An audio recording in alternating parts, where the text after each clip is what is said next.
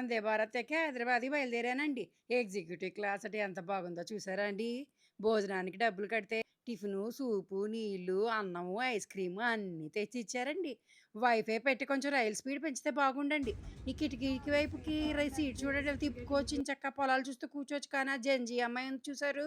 నేను laptop, bag అడ్డంగా పెట్టుకున్నా కింద నుంచి జరపడానికి వీల్లేదంటుంది. అదేటమ్మా "నువ్వు మోయలేవమ్మా నేను 10 కేజీలు మొత్తం జిమ్‌లో" అన్నానండి. ఎగ్జిక్యూటివ్ క్లాస్ అని పేరే గాని మనలో మన మాటండి. అంత సివిక్ సెన్స్ లేదండి జనానికి. ఆ జీన్స్ ప్యాంట్ అని డాక్టరేమో ఎండోస్కోపీ అంటూ హిందీలో సికింద్రాబాద్ వచ్చేదాకా మాట్లాడారు.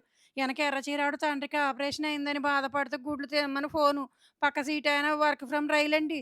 ఎనక దళారి విజయవాడ వచ్చేదాకా వ్యాపారాలే. ముందు ముసలాయన చూడండి జనాభా లెక్కలంటూ 2011 నుండి ఏంటో రాజకీయ చర్చ. దూరంగా యూట్యూబ్, సీరియల్స్, న్యూస్, అనౌన్స్‌మెంట్లు. సొంత ఇల్లులాగా అరుచుకుంటే ఎలాగండి? ఫోను మీద రేట్లు పెంచితే గాని, ఈ ఫోను కాల్స్, గొడవలు ఆగవండి. ఇదిగో ఊరొచ్చేసిందంటే ఇక బయలుదేరి